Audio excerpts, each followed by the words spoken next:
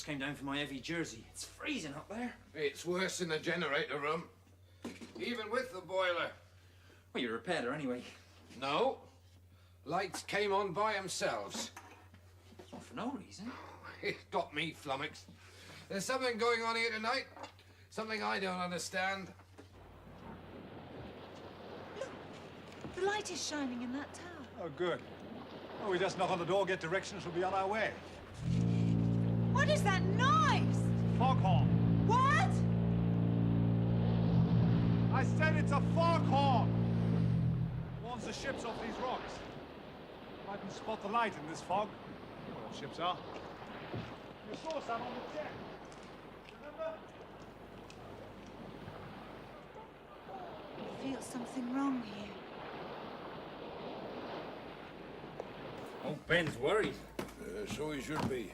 It's precious electricity. Writing it all down in the log, he is. Says he can't understand it. Done it again. See? If he's spitting blood, won't he?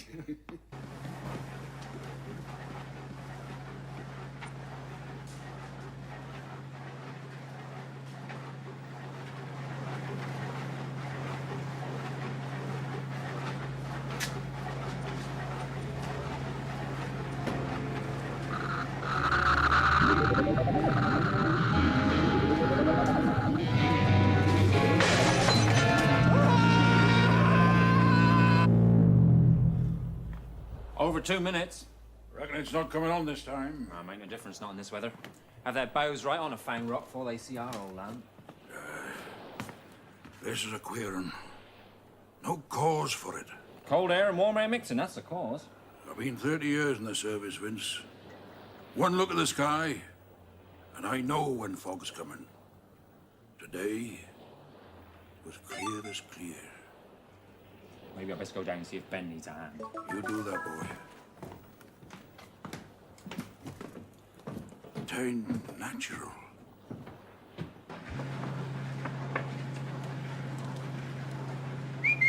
Keeper?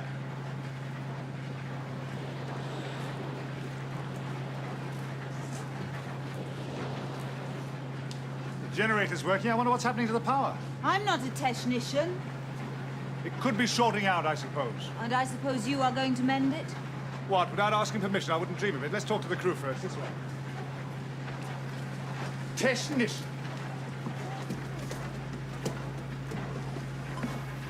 Anyone at home? That you, Ben? No, it isn't. Here, who are you then?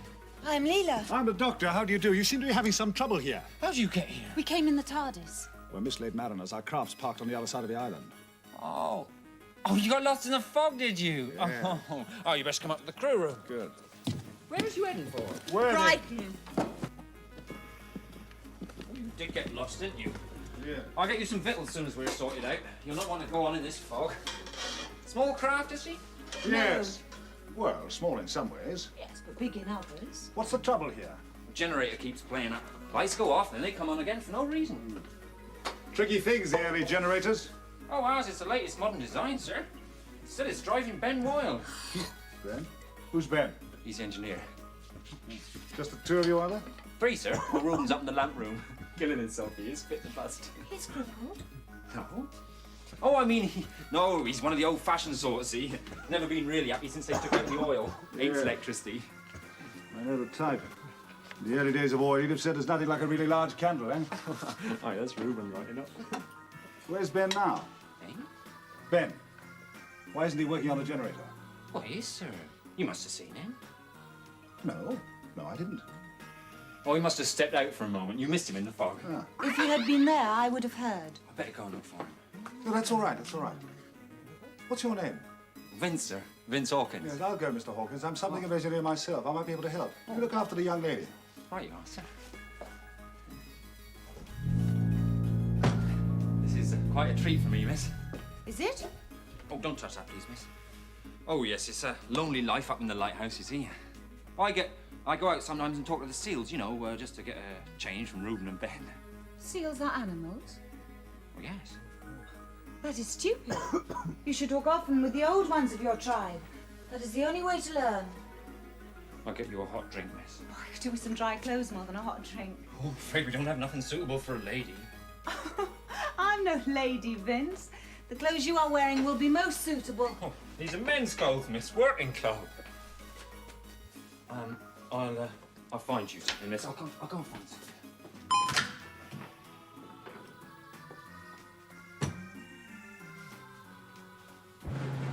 Ben?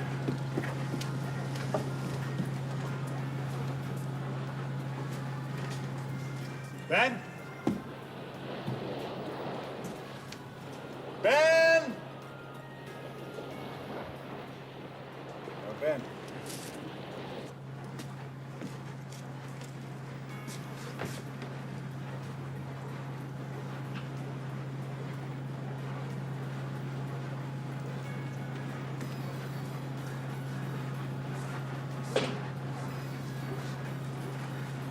Curious and curious.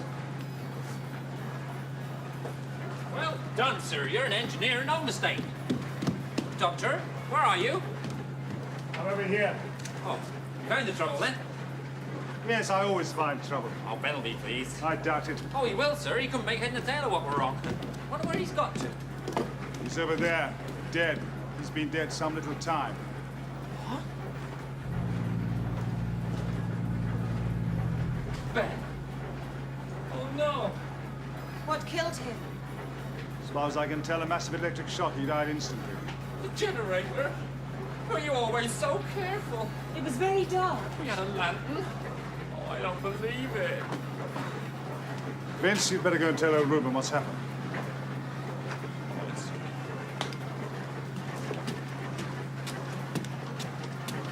You do not believe the machine killed him? Then what?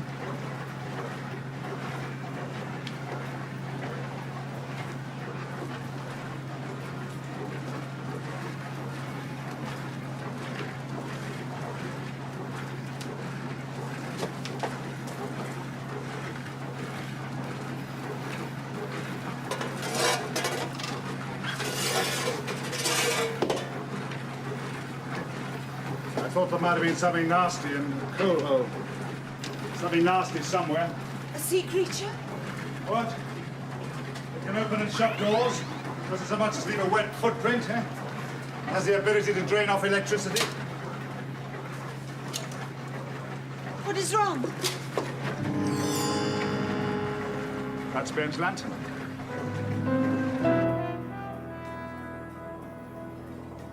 Ben knew every blessed inch of that there machine. Don't make sense, boy. That's what this doctor says. Electric shock. Foreign, is he? I don't think so. Though 'tis true the young lady speaks a bit strange. Why? Could be spies. Spies? Well, what would spies want on Fang Rock? There's the frogs, the Ruskies, Germans too. Can't trust none of them. Oh, they ain't spies? But all this started just about the time I got here. Don't you forget that. You don't think... You ain't saying that they might have done for Ben? I'm saying there's strange things afoot here tonight. And them two could be at the bottom of it. Reckon I'll just go and take a look at them. Here, Reuben. You'll have to send a message to a shore station where we want a relief boat to take Ben away. I'll see to it, boy, as soon as it's light. Where is he? Generator room. Oh, I know it don't sound respectful. That it don't. It's only till the boat gets here. He won't rest easy, you know, boy. If Ben was killed by that dang-blasted machine, there'll be anger in his soul. A man that die like that don't never rest easy.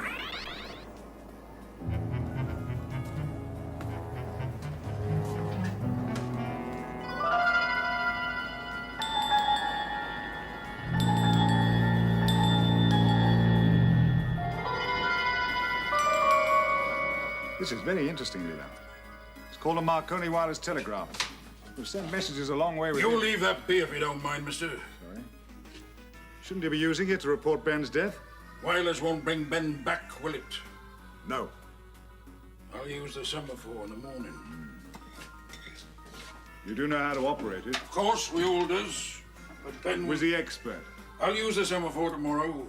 Likely the police will be wanting to see you. Oh, very likely. Do you mind? What is it for? Shroud. What is that? Well, in England, we have proper customs. It ain't fitting for a body just to be left. Reuben, do you think we had something to do with your friend's death? I know what I know and what I think. Incontrovertible. And don't start talking your own lingo to each other either. I won't have that.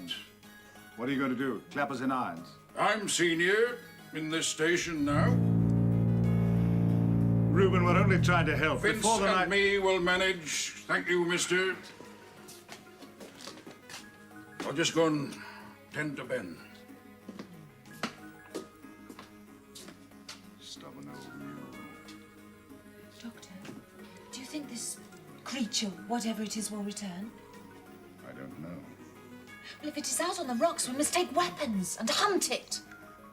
I don't fancy playing tag in the fog with something that can do that. I think I'll go and have a word with Vince.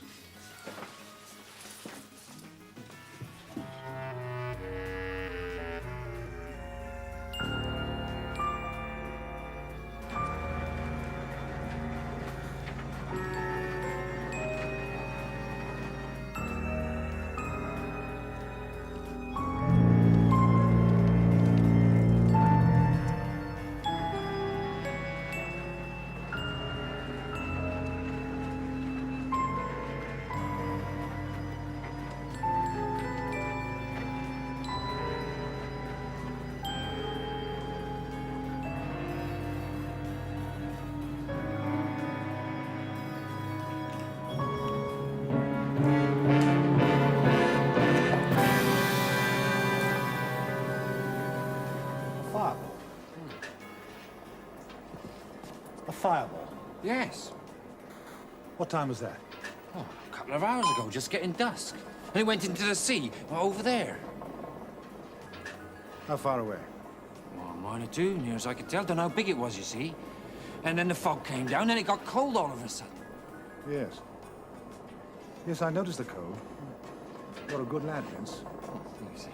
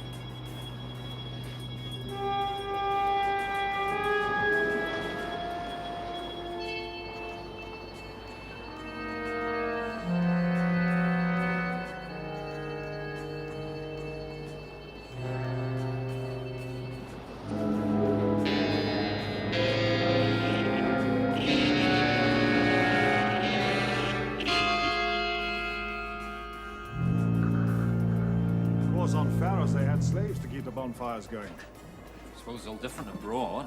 Didn't know they still had slaves, though. Oh, yes. I'll tell you something else now. On Gallifrey. Gallifrey? Yes, Gallifrey.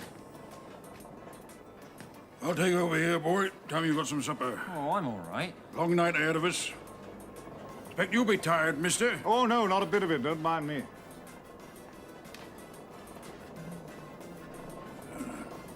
I stoked the boiler. Made Ben decent. Off you go, boy.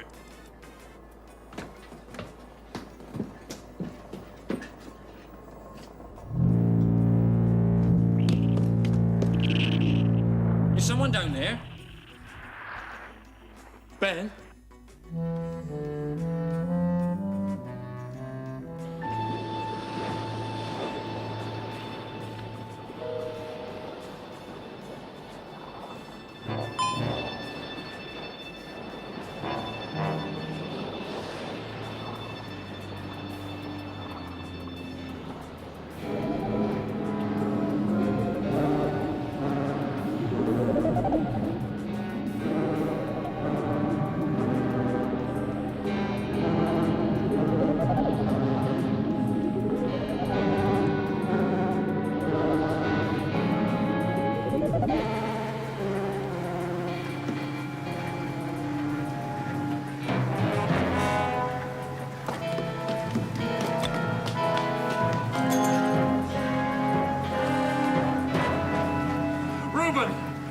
Ben!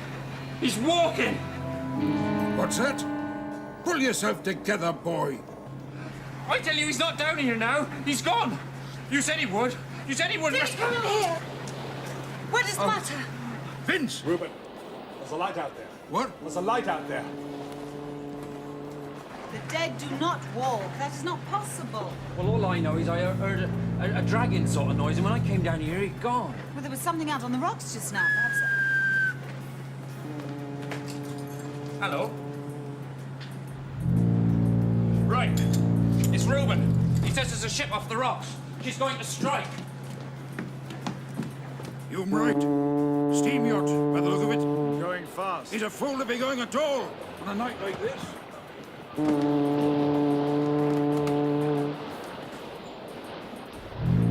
Warning devices, Vince. I got him. Take over this siren. She'll strike any minute.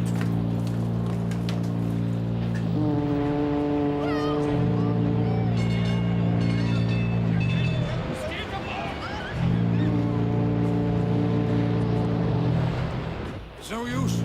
They're too late to hold the course. She's gonna strike.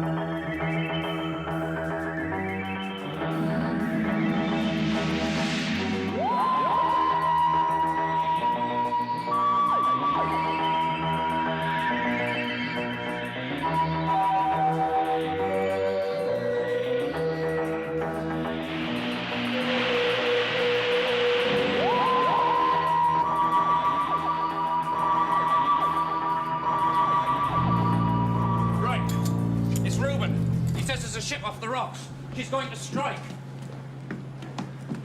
You're right. Steam yacht, by the look of it.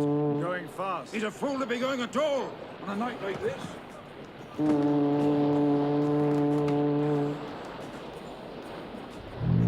Warning devices, Vince. I got him. Take over this siren. She'll strike any minute.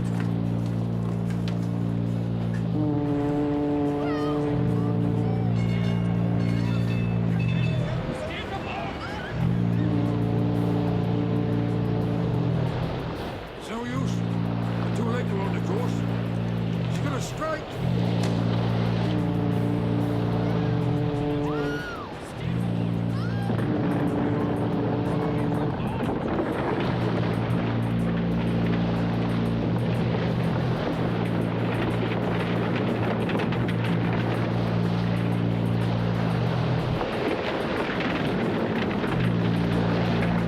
Too late. She's stuck. They will all die then. If there's any survivors, we'll find them on the east flank.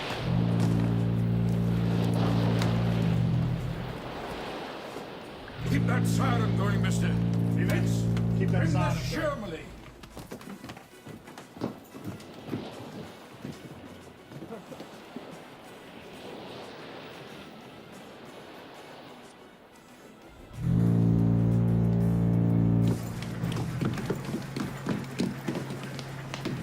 Bring that rope, mister.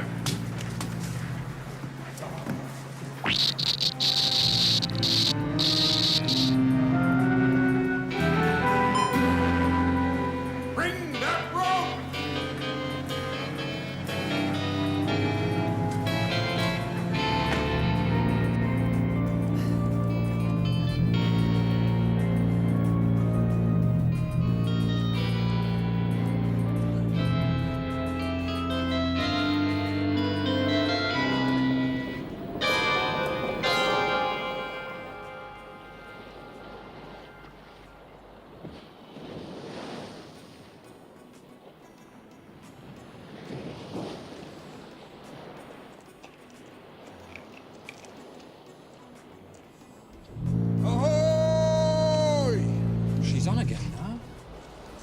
Hanged electricity. Wouldn't happen with oil. Ahoy! No, I don't suppose it would. Seems to need electricity.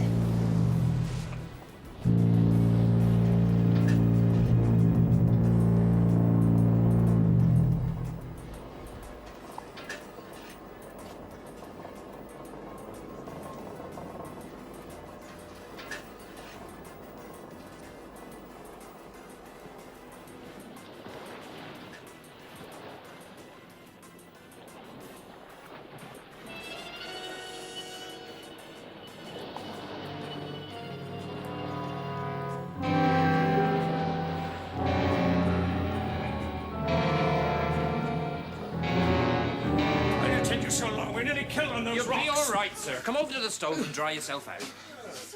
Needn't have got a toe wet, no cause for jumping like that. Oh, but his lordship was anxious to get ashore. See to the young lady, Vince. Well, get me a brandy. Here, ma'am. Let me help you. Thank you. Well, get her a blanket, boy. Oh, no, I'm all right, really. Well, I ain't. I'm soaked to the skin. Oh, but seawater's healthy, Henry. I need a drink. Catch me death like this. Get me a brandy, young fella. You don't need no brandy, sir. Hot soup's a ticket for you. Don't tell me what I need. Oh, damn it, hasn't anyone a flask round here? You see to him, Vince. I'd better get up to that lamp. Here, mum. Come over to the stove and get warm. Excuse me, sir. Thank you. What's your name? Oh, Hawkins. Vince Hawkins. Thank you, Hawkins. What was it like? I could not see clearly. It shone like a fungus in the forest. Luminous. Do you think you could show me the spot? Yes. Yes, I think so. Good. Don't tell the others. We don't want to start a panic. What do you reckon be going on, mister? Well, when I find out, I'll let you know. I wouldn't try to find out. Tain't wise. What do you mean? Reckon I know what you've seen. They always said the beast of Fang Rock would be back. Beast of Fang Rock. Aye.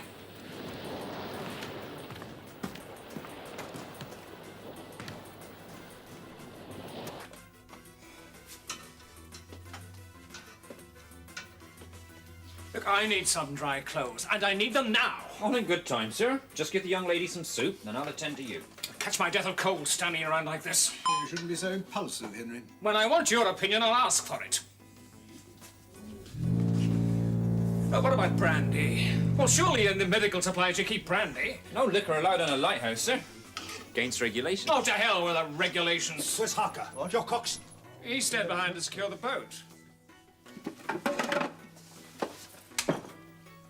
I'll wait. He'll be up directly. Good. It was his seamanship got us ashore. And whose seamanship was it got you on the rocks? Are you in charge here? No, but I'm full of ideas. I beg pardon, sir. Time I stoked the boiler. Yes, of course, Vince. Off you go. Are you there? Yes. You'd better go with him. Yes, Doctor. So, you're a doctor? Yes. And you send women to stoke boilers? One of the keepers was electrocuted earlier this evening, and since then, there's something like going down there. Oh, yes, disturbing thing for a young fellow first sight of death. I remember in Oh, India... not one of young your son- army stories, Jimmy. They're even more boring than your House of Commons anecdotes. Just a moment! We haven't been introduced. Well, this is Miss Lesage, Lord Barbadale's secretary. The wet gentleman is Lord Barbadale, the financier. I'm Skin Sale, member for 30, Dr. Where were you heading? What? When your yacht struck. Oh, Southampton. I have a special train waiting to take me to London, and I must be there before the change opens. If only we'd stayed in Deauville, none of this would have happened. Yeah, we had a little flutter at the casino. Though in Jimmy's case, it was more of a plunge, Omar. Well, I don't know, you lost your yacht. Insured. What about the rest of the crew? Were any other boats launched? We didn't wait to see. His lordship was in rather a hurry to leave the sinking ship. It's imperative that I reach London before the market opens. Oh, is that the reason? Ah! You want to get to London? Yes, yes. You've no chance in this fog. The Wheel of Fortune, eh, Henry? What? Perhaps you didn't win all you thought at the casino.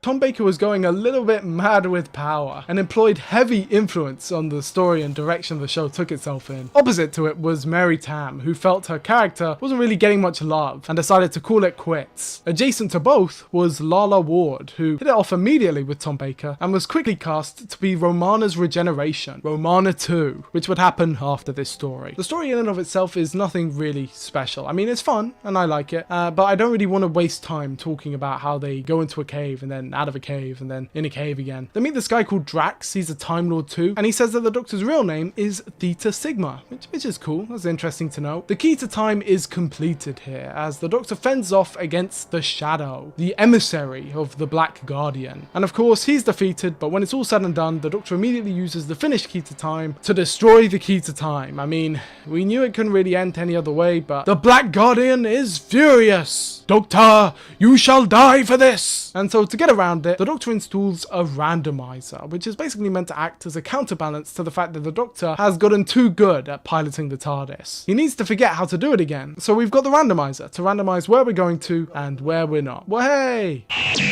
A new season and a new series of adventures each Saturday as BBC One's intrepid traveller in time and space prepares once again to face the forces of evil. Doctor, awake! Doctor, awake!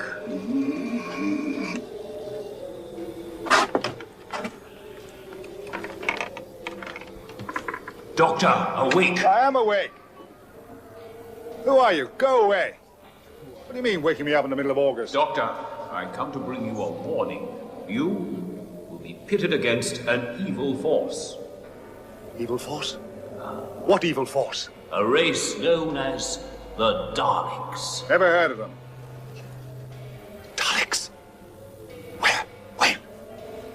What are they doing? That I may not tell you. Then why bring it up in the first place? Forewarned is forearmed. Yes, but I remember once. You will now forget. You will now lose all conscious memory of this warning. Hello? Hello? Somebody there? Did somebody say something?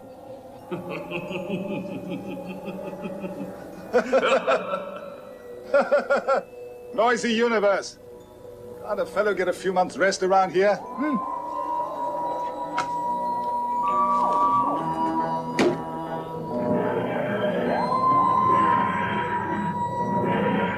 Doctor Who sets off on a new series of adventures each Saturday, part of the new season on BBC One. The Daleks are back, and this time it's their destiny to be turned into robots. Yes, Destiny of the Daleks is monumental in the fact that I used to watch it all the time growing up. I love this one, and I always will, but also for some reason it is very silly, and they turn the Daleks into robots. Terry Nation wrote this one, except he didn't really, because Douglas Adams snuck in and rewrote the whole thing, which led to a whole hullabaloo that led to Terry Nation never writing for the program again. But that makes it sound like it ended on really bad terms, okay? He just kind of never got around to writing for it again. He still liked it and would have returned, just didn't have the time. Anyway, Davros is back, and sadly the new actor they got, David Goodison, had to work in a mask that was made for Michael Wisher. So I don't pity the man. And speaking of recasts, Lose all conscious memory of this warning. the TARDIS. He needs to forget how to do it again. So we've got the randomizer to randomize where we're going to and where we're not. Well, hey! A new season and a new series of adventures each Saturday as BBC One's intrepid traveller in time and space prepares once again to face the forces of evil. Doctor, awake! Doctor, awake!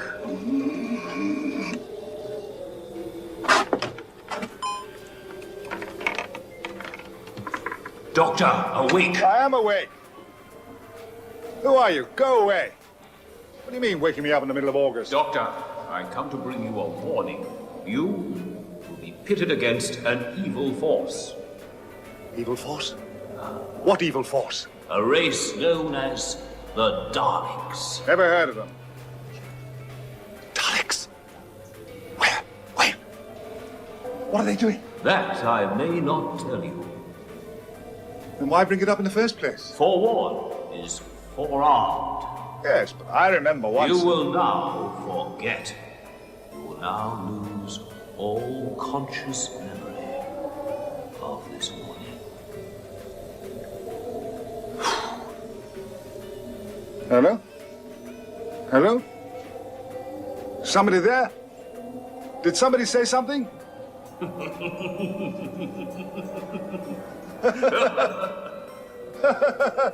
Noisy universe. Can't a fellow get a few months rest around here?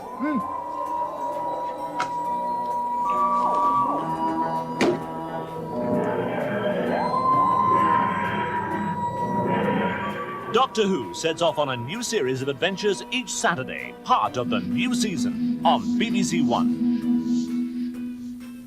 The Daleks are back, and this time it's their destiny to be turned into robots. Yes, Destiny of the Daleks is monumental in the fact that I used to watch it all the time growing up. I love this one, and I always will, but also for some reason it is very silly, and they turn the Daleks into robots. Terry Nation wrote this one, except he didn't really, because Douglas Adams snuck in and rewrote the whole thing, which led to a whole hullabaloo that led to Terry Nation never writing for the program again. But that makes it sound like it ended on really bad terms, okay? He just kind of never got around to writing for it again. He still liked it and would have returned, just didn't have the time. Anyway, Davros is back, and sadly the new actor they got, David Goodison, had to work in a mask that was made for Michael Wisher. So I don't pity the man. And speaking of recasts, due to another falling out / scheduling conflict, K9's voice also had to be changed to Roy Skelton, which they cover up by saying he has laryngitis. Yes, the robot dog. I don't really know the history behind this one because he's back next season, but whatever, man, it is what it is. More K9 is always cool with me. And also, of course, there is Romana too. I briefly touched on it before, but Lala Ward and Tom Baker were very close, and so were the characters of the Doctor and Romana.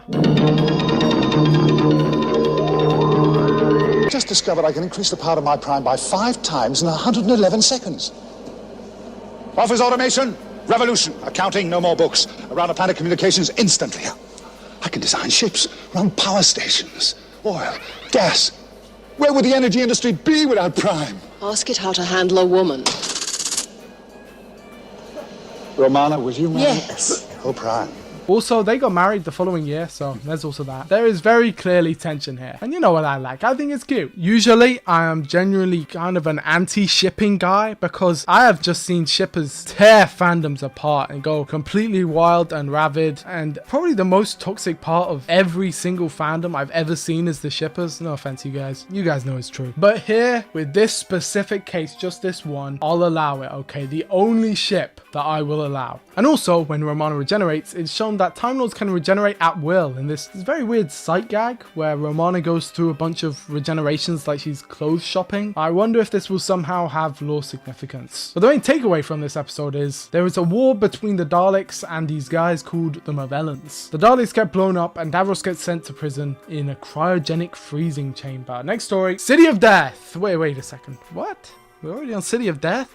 Where'd the time go? Man, it feels like just 2 seconds ago we were talking about Unearthly Child. Now we're talking about City of Death? It's trippy, man. Anyway, City of Death is the peak of the entire show, clocking in at a staggering 16.1 million viewing figure. City of Death stands at the very tippy top, but not without trade-off, as we will go over later. This story is what we like to call in the business a Douglas Adams masterclass, with its sharp, witty, and hilariously funny dialogue, perfect performances from every cast member, inspired storyline, and just beautiful location footage. City of Death takes us to Paris, as the Doctor and Romana continue to go on romantic dates throughout the whole universe. Here, they quickly become embroiled in a conspiracy, as the Doctor discovers a crack in time and a plot to steal the Mona Lisa. It turns out it's this guy, Scaroth, who has been split across all of time and space and is trying to reform himself so that he can save the Jaggeroth. And this guy, Duggan, is a police officer trying to get to the bottom of the case. face. It is just a perfect story, and one of the best in the show's history, leading us straight into Creature from the Pit, which, oh,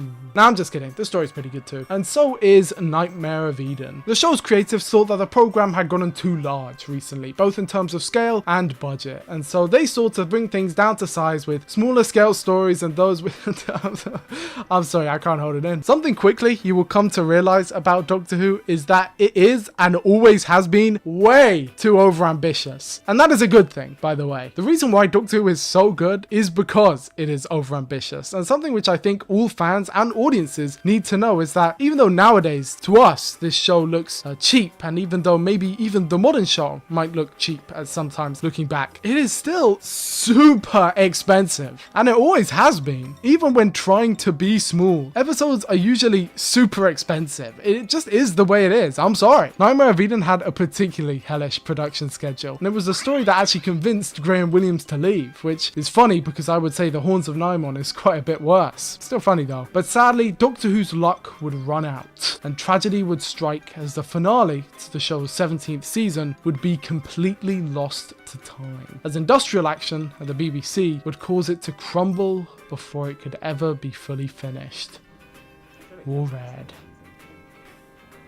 And I thought after the 60s there wouldn't be any more missing episodes. God damn it. Okay, so let me break it down real quick. The late 70s were a pretty shit time. Everything kind of sucked, and everything went on strike all the time. Earlier in the year, that meant ITV went on strike. And as at that time there were no other channels besides BBC and ITV, this meant that Doctor Who was basically running against no competition, leading to City of Death's ridiculous viewing counts. But now the pendulum had swung the other way, and things were coming back to bite them, as Sharda, in its half-finished state, would not be able to be finished due to strikes of its own. This time at the BBC. And it's a shame too, because this story is a banger. It was a myth, a legend for years and years after, as all the location footage was still shot, and even some of the studio stuff, but alas, the episode was lost. And Graham Williams and Douglas Adams left the show. At least Horns of the Nimon is pretty funny. Hey look, there's the Nimon! I feel like me saying all this makes it seem that Doctor Who was in a pretty rough spot at the time. It wasn't, by the way. As I said, City of Death saw the show's highest popularity ever, and growing since the start of the Tom Baker era was a real fandom. Like, genuinely. Something that had never been seen before, outside of maybe Trekkies in the States. Doctor Who was a phenomenon. It enraptured the youth, and had even gone international at this point, with dedicated fans all round the globe. And so it was decided that Doctor Who Weekly would be released. Later renamed Doctor Who Monthly, later renamed Doctor Who Magazine, this mag is a staple of Doctor Who fan culture, and would feature fans writing in, sneak peeks, and exclusive comic books. The Doctor Who fan club had been fully established, and there was this one guy, this one Scottish guy, get his name, he was like the head of it or something. I think it was Peter Capaldi? I don't remember. Either way, I'm sure he's not important. Wink.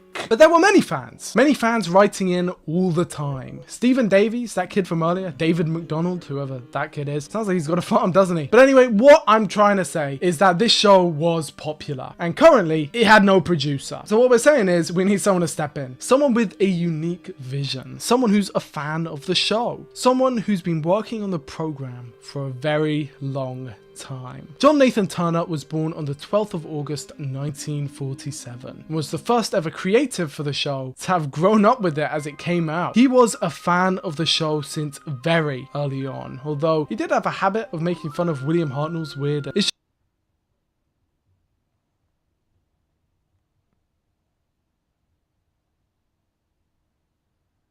A phenomenon. It enraptured the youth, and had even gone international at this point, with dedicated fans all round the globe. And so it was decided that Doctor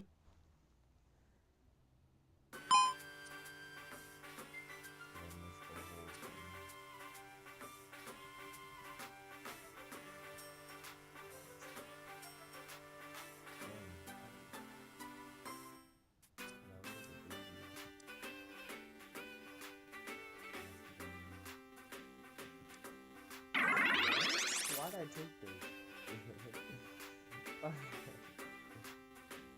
Rolling Dragon.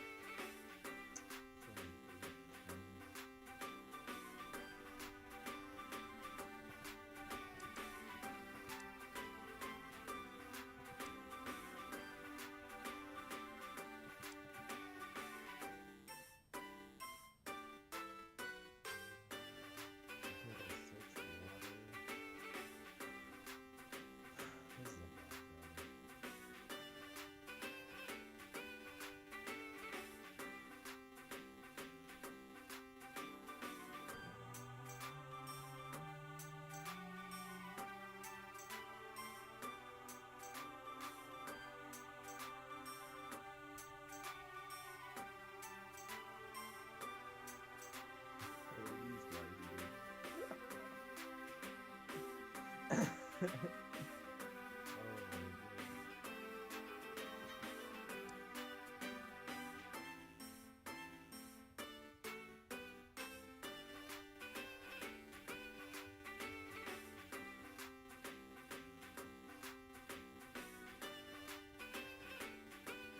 we want 6 water though?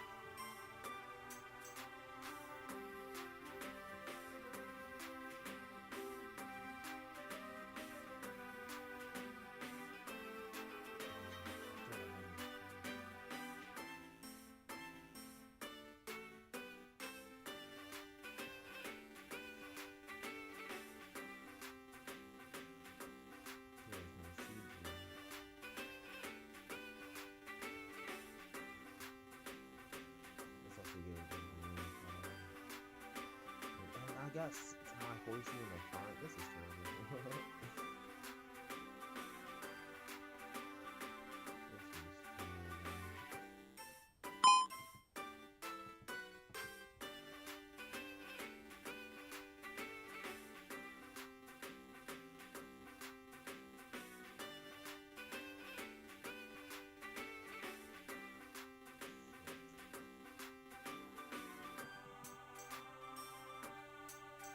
Oh, we needed the cutie fly. Oh, I'm dumb.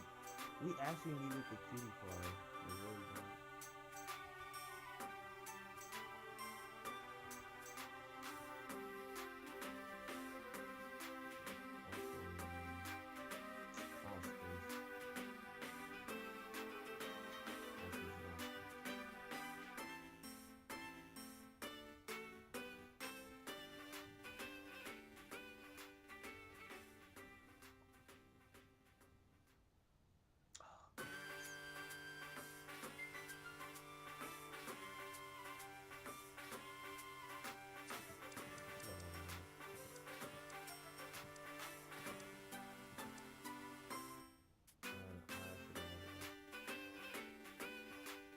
Come on.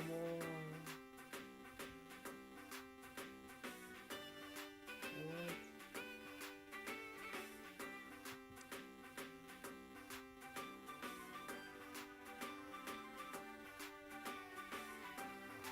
Come on.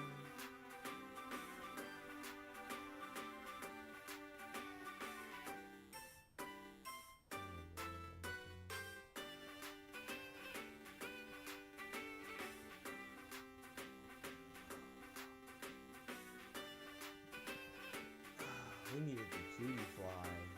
Fairy bug. But I don't know, it wasn't called. What? I didn't even have to get rid of them?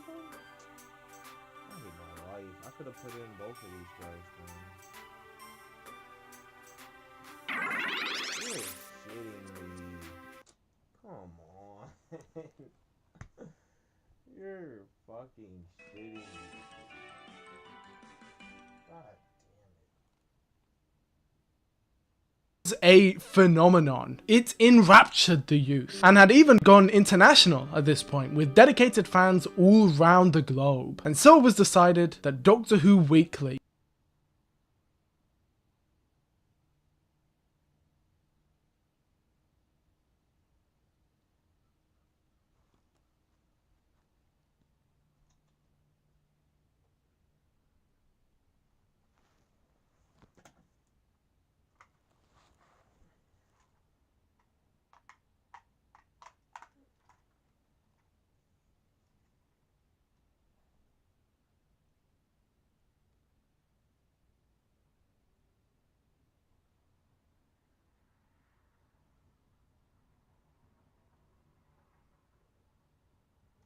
this makes it seem that Doctor Who was in a pretty rough spot at the time. All the time. Earlier in the year, that meant ITV went on strike. And and it was a story that actually convinced Graham Williams to leave, which is funny because I would say The Horns of Nimon is quite a bit worse. Still funny though. But sadly, Doctor Who's luck would run out, and tragedy would strike as the finale to the show's 17th season would be completely lost to time, as industrial action at the BBC would cause it to crumble before it could ever be fully finished. War Red.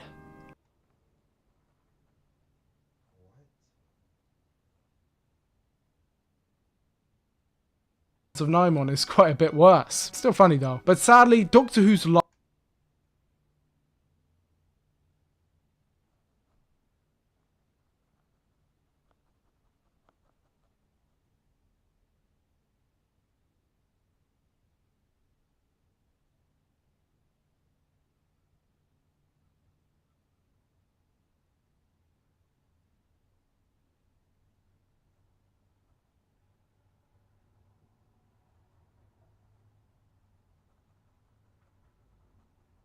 years after, as all the location footage was still shot and even some of the studios were a pretty shit time. Everything kind of sucked and everything went on strike all the time. Earlier in the year, that meant ITV went on strike. And as at that time there were no other channels besides BBC and ITV, this meant that Doctor Who was basically running against no competition, leading to City of Death's ridiculous viewing counts. But now the pendulum had swung the other way, and things were coming back to bite them, as Sharda, in its half-finished state, would not be able to be finished due to strikes of its own. This time at the BBC. And it's a shame too, because this story is a banger. It was a myth, a legend for years and years after, as all the location footage was still shot and even some of the studio stuff, but alas, the episode was lost. And Graham Williams and Douglas Adams left the show. But at least Horns of the Nimon is pretty funny, and look, there's the Nimon! I feel like me saying all this makes it seem that Doctor Who was in a pretty rough spot at the time. It wasn't, by the way. As I said, City of Death saw the show's highest popularity ever, and growing since the start of the Tom Baker era, was a real fandom. Like, genuinely. Something that had never been seen before, outside of maybe Trekkies in the States. Doctor Who was a phenomenon. It enraptured the youth, and had even gone international at this point, with dedicated fans all round the globe. And so it was decided that Doctor Who Weekly would be released. Later renamed Doctor Who Monthly, later renamed Doctor Who Magazine, this mag is a staple of Doctor Who fan culture, and would feature fans writing in, sneak peeks, and exclusive comic books. The Doctor Who fan club had been fully established, and there was this one guy, this one Scottish guy, get his name, he was like the head of it or something. I think it was Peter Capaldi? I don't remember. Either way, I'm sure he's not important. Wink. But there were many fans writing in all the time. Stephen Davies, that kid from earlier, David McDonald, whoever that kid is, sounds like he's got a farm, doesn't he? But anyway, what I'm trying to say is that this show was popular, and currently it had no producer. So what we're saying is we need someone to step in, someone with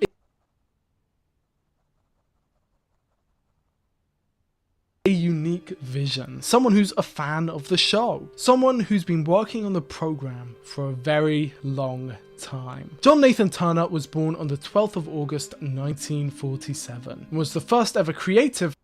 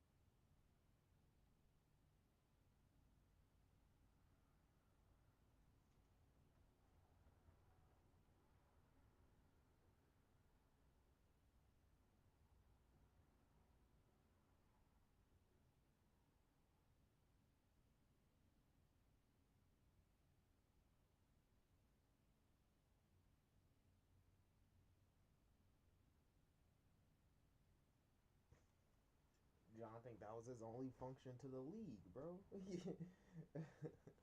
Which this is interesting because it looks like what Mark Waid is doing is like he's justifying Martian Manhunter in DC canon. He's like, look, Martian Manhunter never had a good book. He never had or we should say he's never had a famous book, a popular book. But he's in everything. There's a reason we keep using him. He's a good character. He's an interesting character. And you can show that by taking something away.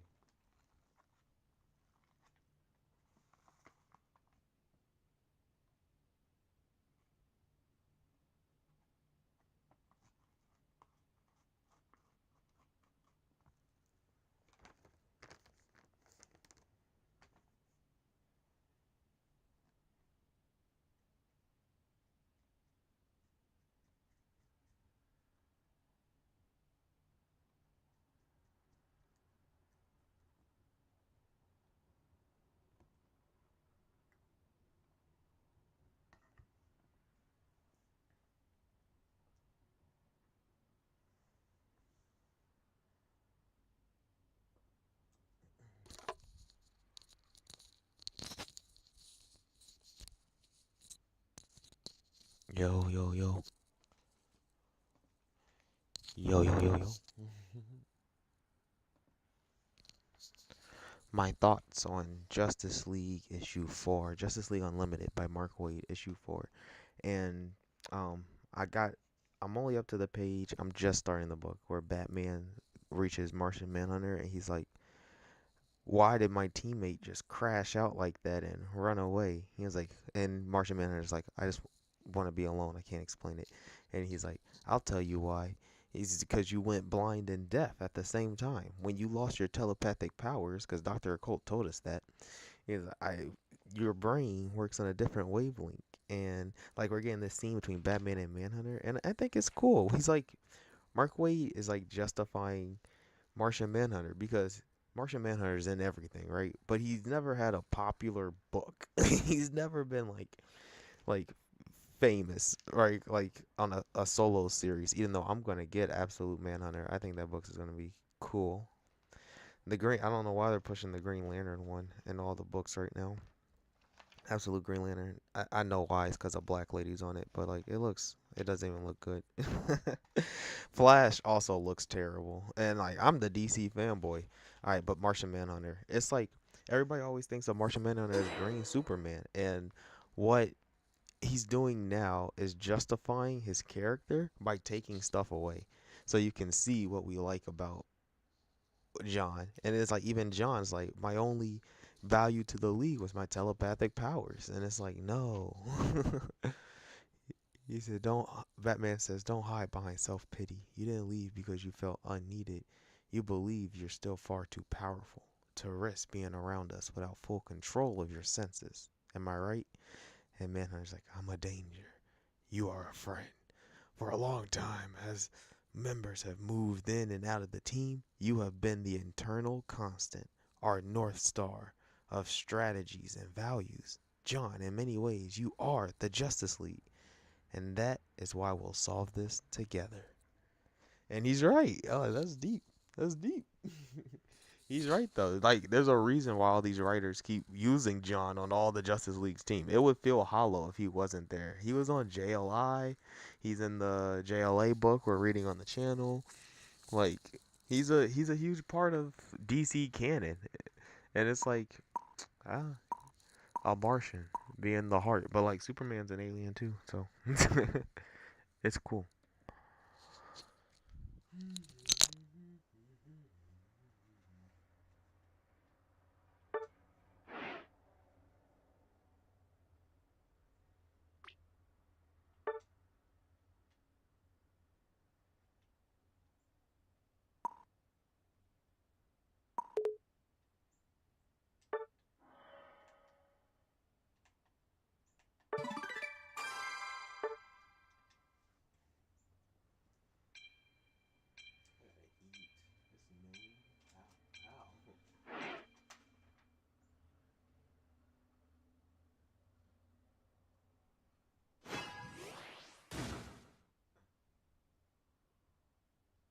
Doctor Who.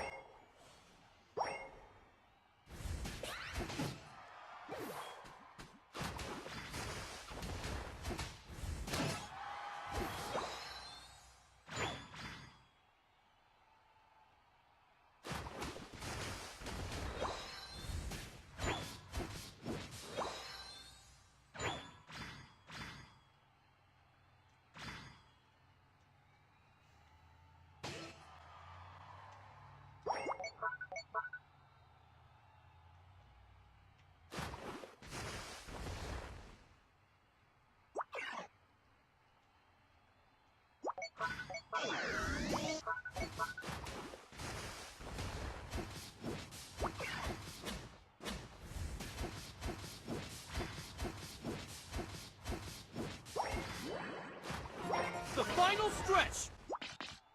You're on fire!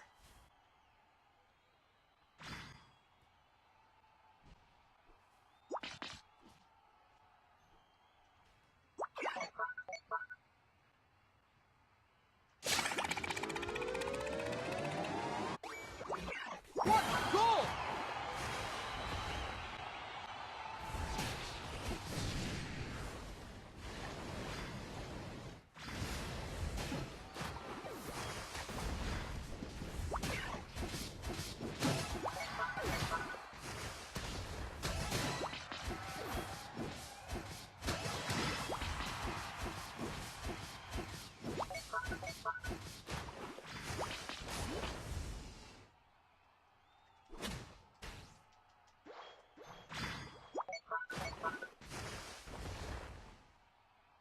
I did literally everything. You're on fire! What a goal!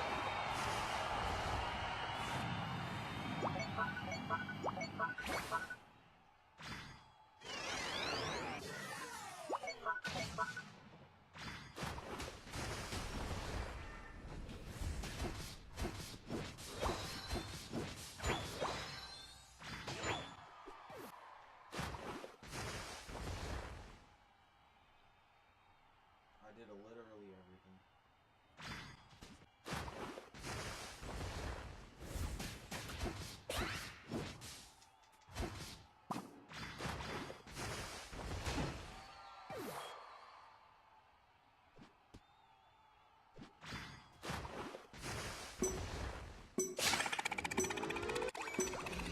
Five, four, three, two, one. Time's up.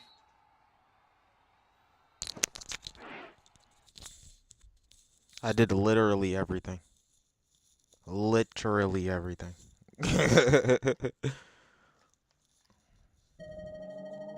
And my controller was broken the whole first half of the match.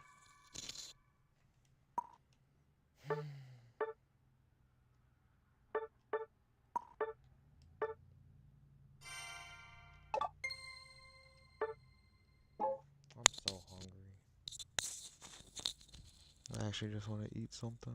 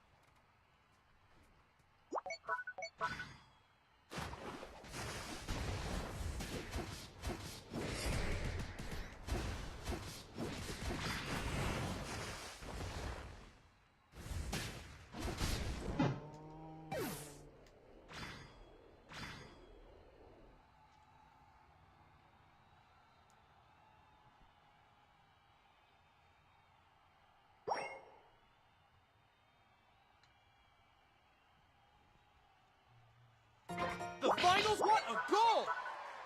You're on fire!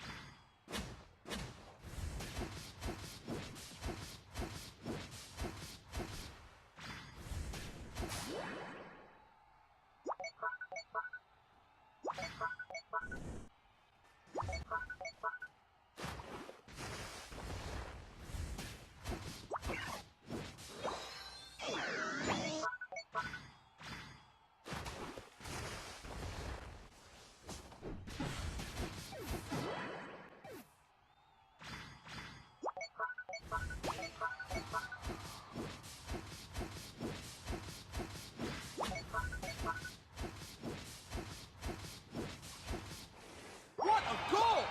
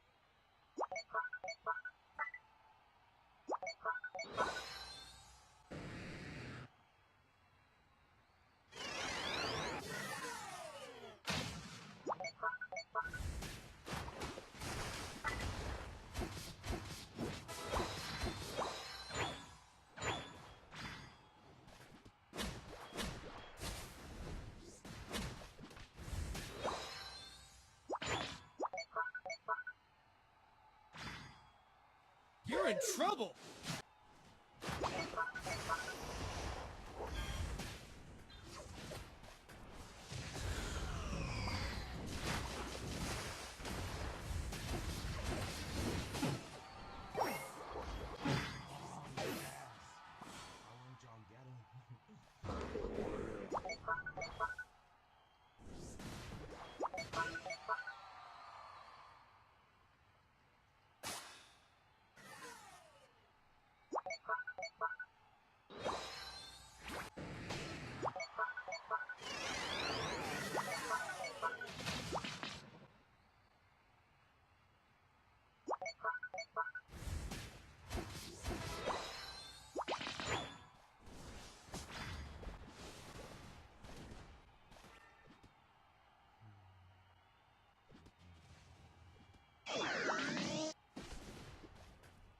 The final stretch!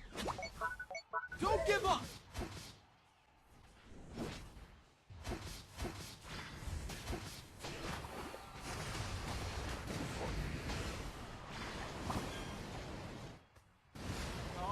Oh.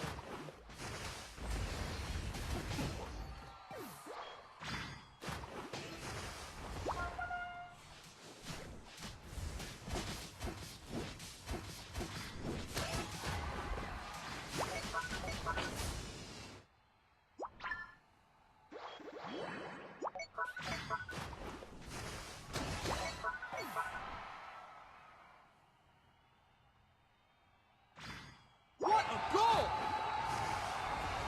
What a goal! What a goal! What a goal!